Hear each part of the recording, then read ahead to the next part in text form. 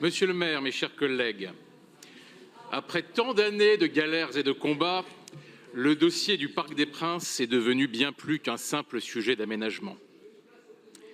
Il est désormais le symbole d'une gestion erratique et profondément incohérente de la ville de Paris, dont vous portez en grande partie la responsabilité. Et non, je suis abonné en Tribune Paris. À la suite du rachat du Paris Saint-Germain, son actionnaire QSI a engagé près de 100 millions d'euros pour entretenir et rénover le stade. Chacun sait que ces investissements étaient nécessaires. Sans revenir à la chute de béton survenue en plein match et en pleine tribune au début des années 2000, je peux en témoigner, l'état actuel du parc n'est pas à la hauteur de son statut. Or, depuis 2018-2019, ça fait un petit moment, QSI tient une ligne claire, investir massivement pour moderniser et agrandir le parc, à condition d'en devenir propriétaire. Face à cela, quelle a été la réponse de la ville des années durant?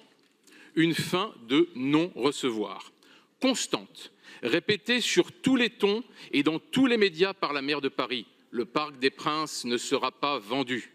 Une position ferme, définitive, presque idéologique, lorsqu'elle n'était pas méprisante.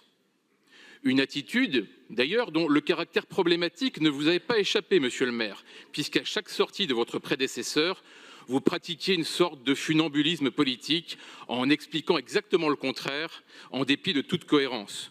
Nous n'avons pas fermé la porte à la vente, ce n'est pas notre option prioritaire. Autrement dit, tout est son contraire.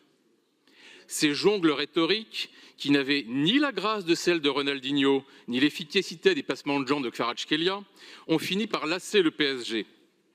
Ils ont dégradé durablement les relations entre la ville et le club et conduit à une perte de confiance. Autant d'éléments qui ont poussé le PSG à étudier des scénarios de déménagement hors de Paris, 2 d'entre eux étant désormais particulièrement aboutis, à Poissy comme à Massy. Mais ce qui est peut-être le plus révélateur, c'est l'état de votre majorité aujourd'hui. D'un côté, les communistes demandent de manière constante, depuis plusieurs années, un débat clair et transparent sur l'avenir du parc, preuve qu'ils se sentent tenus à l'écart du dossier depuis des années. De l'autre, le groupe écologiste a défendu plusieurs vœux visant à refuser catégoriquement toute vente du stade et vient de nous expliquer qu'il s'opposait à nouveau à votre vœu. Quant au PS, il suit les revirements successifs de l'exécutif. En résumé, certains veulent ouvrir le débat, d'autres veulent le refermer définitivement. Cette contradiction n'est pas anodine. Elle révèle une réalité simple. Il n'y a pas de ligne commune au sein de votre majorité, pas de vision partagée, pas de stratégie commune sur ce projet. Et cela dure depuis plus de 10 ans. Pendant ce temps, la réalité vous a une nouvelle fois tous rattrapés. Vous avez conduit la ville dans une impasse. Le risque d'un départ du PSG hors de Paris est désormais sérieux. Aujourd'hui, vous prétendrez reprendre la main, mais vous êtes acculé. Contraint d'envisager une vente dont vous ne vouliez pas, sans même connaître la valeur réelle du bien. Car aucune évaluation sérieuse, je ne parle pas du prix de Leonardo Paredes, monsieur le maire, n'a été produite malgré nos alertes répétées. Contraint par le temps, car les projets alternatifs envisagés par le club ont avancé. Contraint enfin en termes d'image, car entre-temps, le PSG a décroché la Ligue des Champions sans que la ville n'honore son équipe de quelque manière que ce soit, et cela contre tous les usages. Alors oui, monsieur le maire, ce soir nous prenons acte de votre revirement, car c'est bien d'un revirement qu'il s'agit. Malgré vos contorsions rhétoriques, vous étiez pleinement aligné sur la position d'Anne Hidalgo. Dans les faits, vous l'avez toujours suivi sur ce dossier.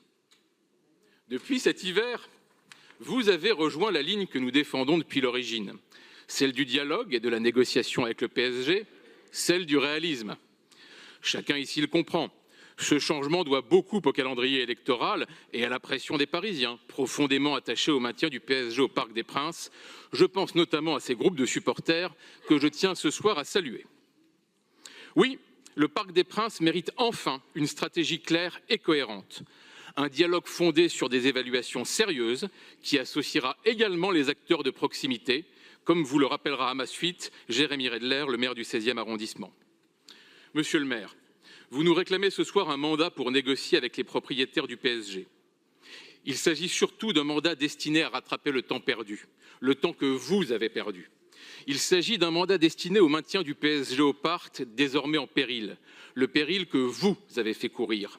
Il s'agit d'un mandat dont les contours ne sont pas clairs, car encore une fois, vous cédez aux pressions de vos alliés en refusant de trancher entre la vente et un nouveau bail amphithéotique dont le club ne veut pas. Désormais, il est temps de remettre de la rationalité dans ce dossier. Mais cela suppose une chose simple, reconnaître vos erreurs et entendre nos propositions constructives. Mais surtout, il s'agit de nous dire avec quelle majorité et dans quelles conditions vous comptez avancer sur ce dossier. Au travers de notre vœu, nous entendons que le Conseil de Paris soit associé et tenu informé régulièrement de l'avancée des négociations. Parce que la place du PSG est à Paris, nous serons donc constructifs et nous vous demandons également de prendre ensemble ce beau risque. Je vous remercie. Merci.